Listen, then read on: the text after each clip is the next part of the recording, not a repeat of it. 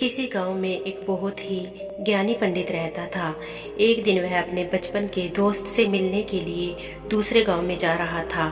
उसका वह दोस्त बचपन से ही गूंगा और एक पैर से अपाहिज था।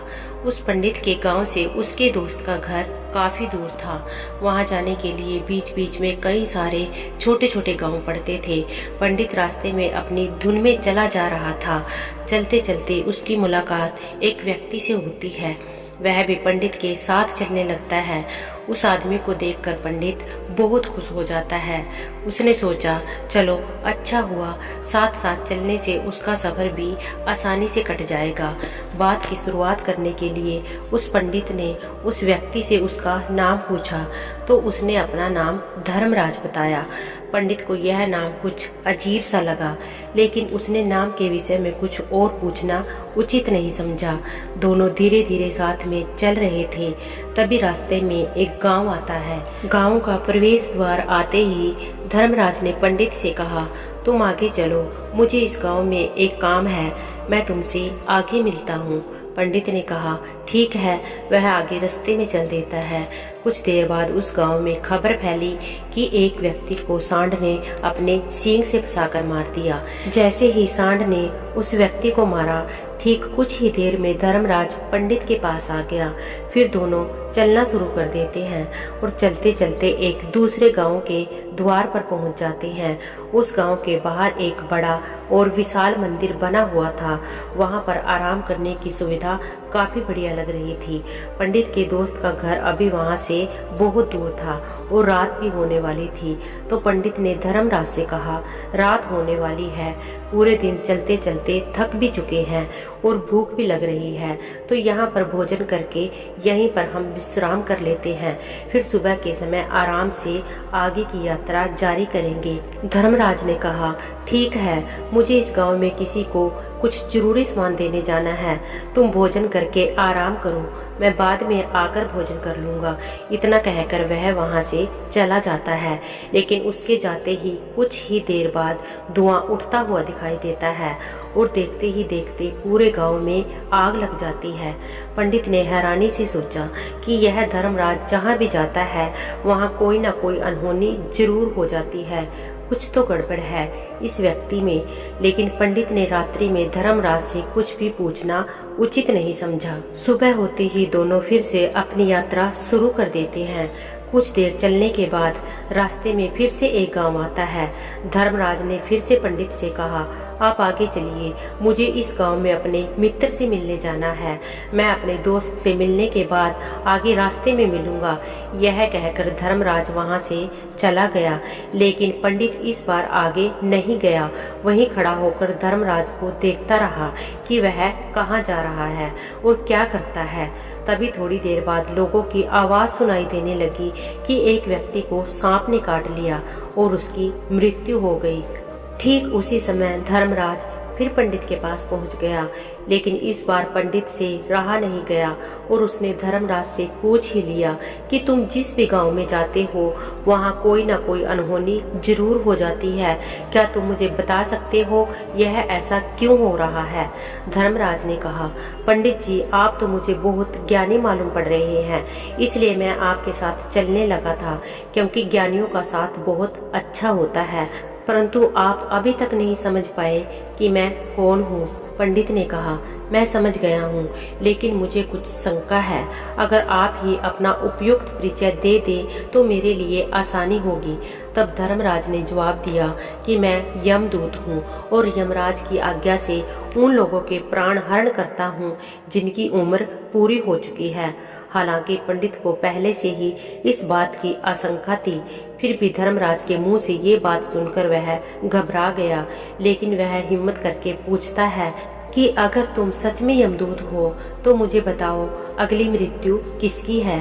धर्मराज ने जवाब दिया, अगली मृत्यु तुम्हारे उसी मित्र की है जिससे तुम मिलने जा रहे हो, और उसकी मृत्यु का कारण भी तुम ही बनोगे। ये बात सुनकर पंडित सहम गया और सोच में पड़ गया कि अगर सच में यह धर्मराज यमदूत हुआ तो उसकी बात भी सच होगी और उसके कारण मेरे बचपन के सबसे अच्छे मित्र की मृत्यु हो जाएगी। तो सबसे अच्छा तो यही होगा कि मैं अपने मित्र से मिलने ही ना जाऊं। कम से कम मैं उसकी मृत्यु का कारण तो नहीं बनूंगा। धर्मराज ने मुस्कुराते हुए कहा, तुम तो सोच रहे हो वो सब मुझे पता है, मगर तुम्हारे अपने मित्र से मिलने ना मिलने से नियति नहीं बदल जाएगी। तुम्हारे मित्र की मृत्यु तो निश्चित है और वह अगले कुछ ही पलों में घटित होने वाली है।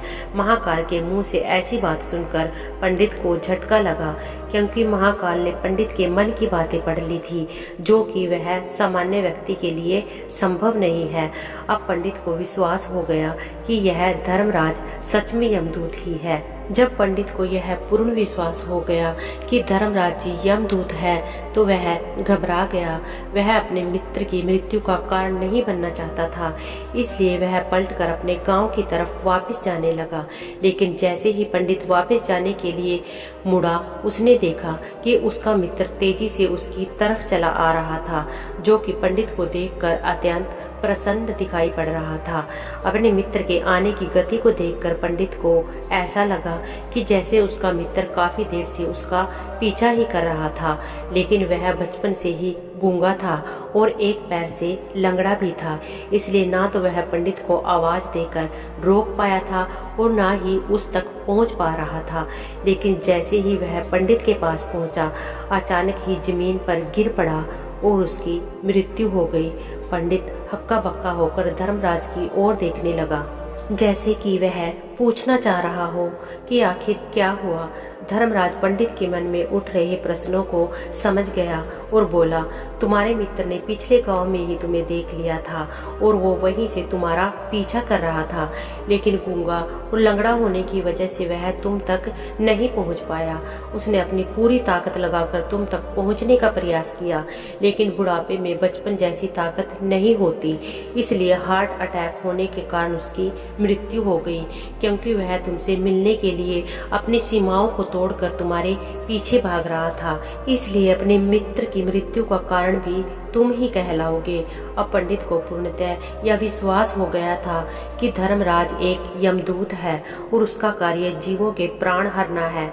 लेकिन पंडित एक ज्ञानी व्यक्ति था, वह यह भी जानता था कि मृत्यु पर किसी का वश नहीं है, सबको एक न एक दिन मरना ही है। यही सोचकर उसने अपने आप को संभाल लिया। लेकिन अचानक ही पंडित के मन में अपनी मृत्यु के बारे में जानने की इच्छा हुई, इसलिए उसने धर्मराज से पूछा कि जब मृत्यु मेरे दोस्त की होनी थी तो तुम शुरू से ही मेरे साथ क्यों चल रहे थे। यह प्रश्न सुनकर धर्मराज जोर से हंसा और बोला, मैं तो हर पल हर क्षण सभी के साथ चलता हूँ, किंतु लोग पहचान नहीं पाते, क्योंकि लोगों के पास अपनी समस्याओं के अलावा किसी और व्यक्ति, वस्तु या घटना के बारे में सोचने या समझने या उसे देखने का समय ही नहीं होता। पंडित ने कहा, तो क्या तुम ये बता सकते हो कि मेरी मृत्यु कब, कहाँ और कैसे होगी। महाकाल ने कहा, हालांकि किसी भी सामान्य जीव के लिए अपनी मृत्यु के बारे में जानना ठीक नहीं है, क्योंकि कोई भी जीव हो वो अपनी मृत्यु के बारे में जानकर बहुत दुखी हो जाता है। हालांकि तुम ज्ञानी व्यक्ति मालूम पड़ते हो और तुमने जिस तरीके से अपने मित्र की मृत्यु को सहन कर लिया है, उसे देखकर लगता है कि तुम अपनी मृत्यु के बारे में जानकर भी दुखी नहीं होगे। तो तुम्हारी मृत्यु आज से ठीक 6 महीने बाद आज ही के दिन किसी दूसरे राज्य में फांसी लगने से होगी। और सबसे हैरानी की बात तो ये होगी कि तुम स्वयं ही खुशी से उस फांसी को स्वीकार कर लोगे। इतना कहकर धर्मराज वहां से चला गया, क्योंकि अब धर्मराज के पास पंडित के साथ चलते रहने का कोई कारण न था। इसके बाद पंडित ने अपने मित्र के शरीर का अंतिम संस्कार किया और यथाशक्ति उससे क्रियाकर्म करके अपने गांव वापस आ गया। लेकिन कोई व्यक्ति कितना भी ज्ञानी क्यों ना हो, अपनी मृत्यु के बारे में जानकर दुखी तो होता ही है और मृत्यु से बचने का कोई ना कोई उपाय भी खोजता है। तो पंडित ने भी वही किया, क्योंकि पंडित विद्वान था, इसलिए उसकी पहचान उस राज्य के राजा तक थी। पंडित ने सोचा कि राजा के पास तो कई सारे ज्ञानी मंत्री हैं, वो मेरी मृत्यु से संबंधित समस्या का कोई न कोई समाधान निकाल ही लेंगे। पंडित यही सब सोचता हुआ राज दरबार में पहुंच जाता है और राजा से सारी घटना के बारे में बताता है। राजा ने अपने मंत्रियों की सारी समस्या बताई और उन्हें सलाह मांगी। अंत में सभी ने विचार विमर्श करके कहा, अगर पंडित की बात सही है तो उसकी मृत्यु भी 6 महीने बाद ही होगी, लेकिन मृत्यु तो तब होगी जब वह किसी दूसरे राज्य में जाएगा। यदि वह किसी दूसरे राज्य में जाए ही ना तो मृत्यु ही नहीं होगी। मंत्रियों की यह सलाह राजा को भी सही लगी। इसके बाद पंडित के रहने की सारी व्यवस्था महल में ही कर दी गई और राजा के आदेश के बिना उस पंडित से किसी को भी नहीं मिलने दिया जाता था। लेकिन पंडित कहीं भी आ जा सकता था ताकि पंडित को ये ना लगे कि वो राजा की कैद में है। परंतु पंडित डर के मारे स्वयं ही कहीं आता जाता नहीं था। धीरे धीरे महीने गुजर गए और पंडित की मृत्यु का समय नजदीक आने लगा और अंततः वह दिन भी आ गया जिस दिन पंडित की मृत्यु होनी थी। तो जिस दिन पंडित की मृत्यु होनी थी उसकी एक रात पहले पंडित डर के मारे जल्दी ही सो गया ताकि जल्दी से वह रात बीत जाए और अगला दिन आ जाए ताकि मृत्यु टल सके। लेकिन पंडित को नींद में चलने की बीमारी थी और अपनी इस बीमारी के बारे में वह स्वयं भी नहीं जानता था। तो फिर राजा, मंत्री या किसी वैद्य को इसके बारे में बताने का कोई प्रश्न ही नहीं उठता।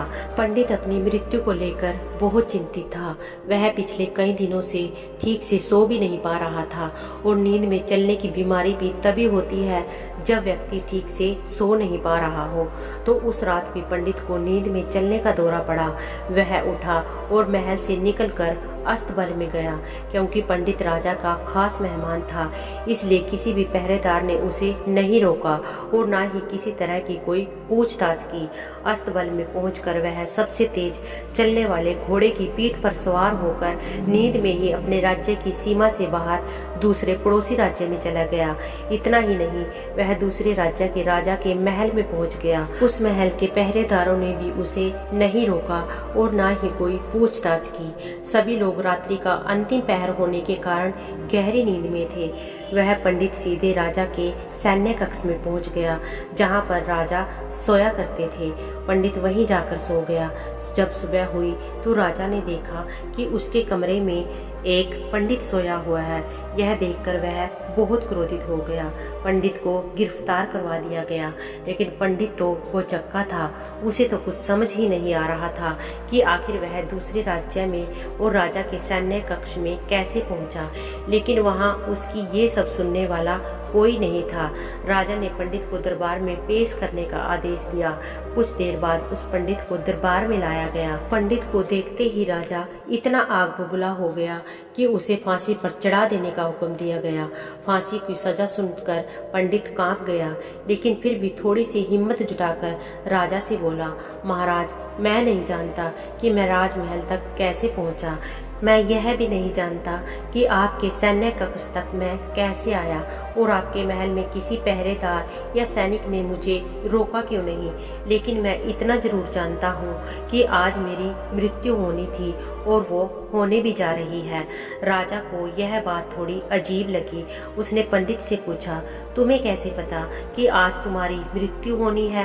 राजा के इस प्रश्न के जवाब में पंडित ने पिछले 6 महीने का सारा वाक्य राजा को सुना दिया और बोला, महाराज, मेरा क्या किसी भी सामान्य व्यक्ति में इतना साहस नहीं कि वह राजा के सैन्य कक्ष में पहुंचे। राजा को पंडित की बात में थोड़ा तर्क दिखाई पड़ा, परंतु उसने सोचा कि यह मृत्यु से बचने के लिए धर्मराज और उसके द्वारा अपनी मृत्यु की भविष्यवाणी की कहानी बना रहा है। इसलिए राजा ने पंडित से कहा, यदि तुम्हारी बात सत्य है और आज ये तुम्हारी मृत्यु का दिन है जैसा कि यमदूत धर्मराज ने तुमसे कहा था, तो आज तुम्हारी मृत्यु का कारण मैं नहीं बनूंगा। लेकिन यदि तुम्हारी बात झूठी निकली तो निश्चित ही आज तुम्हारी मृत्यु का दिन होगा, क्योंकि जिस राज्य से पंडित आया था उस राज्य के राजा इस राजा का मित्र था। इसलिए इस राजा ने तुरंत अपने कुछ सैनिकों को पड़ोसी राजा के पास भेजकर पंडित की बात की। सत्यता का प्रमाण मांगा।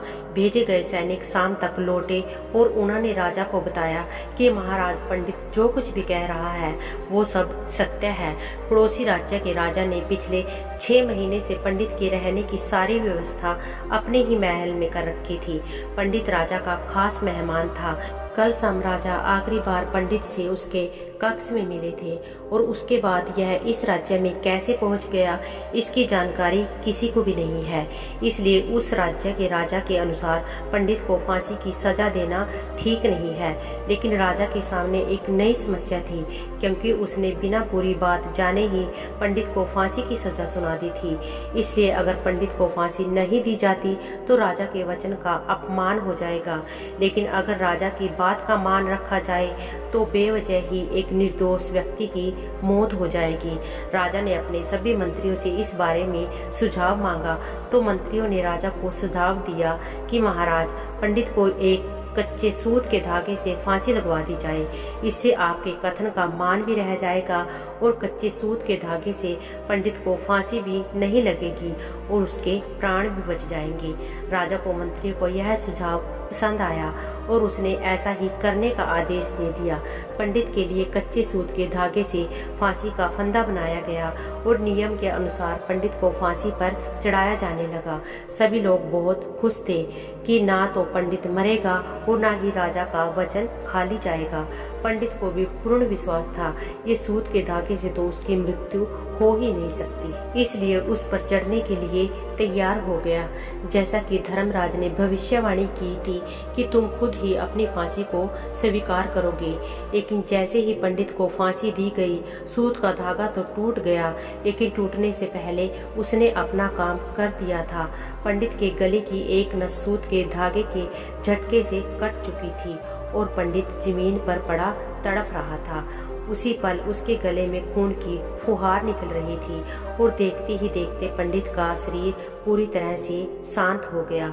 सभी लोग आश्चर्यचकित थे और पंडित को मरता हुआ देख रहे थे। किसी को भी विश्वास नहीं हो रहा था कि कच्चे सूत के धागे से भी किसी की मृत्यु हो सकती है, लेकिन घटना तो घट चुकी थी। नियति ने अपना काम कर दिया था और धर्मराज की भविष्यवाणी सच हो चुकी थी। श्रीमद् भगवत गीता में भगवान कृष्ण ने कहा है, जो होना होता है वो होकर ही रहता है। हम चाहे कितनी भी सावधानी बरते, कितने ही उपाय कर ले, लेकिन घटना और घटना की पूरी प्रणाली पहले से ही तय होती है, जिसे हम थोड़ा सा भी इधर उधर नहीं कर सकते हैं। दोस्तों, शायद इसीलिए ईश्वर ने हमें भविष्य जानने की क्षमता नहीं दी है, ताकि हम अपने जीवन को ज्यादा बेहतर तरीके से जी सकें। और यही बात उस पंडित पर भी लागू होती है। अगर पंडित ने महाकाल से अपनी मृत्यु के बारे में ना पूछा होता तो 6 महीने तक राजा के महल में कैद रहकर डर डर के जीने की बजाय ज्यादा बेहतर जीवन जीता। तो उम्मीद करती हूँ आपको इस कहानी से एक अच्छी सीख मिली होगी। यह कहानी आपको कैसी लगी हमें कमेंट बॉक्स में कमेंट करके जरूर बताएं।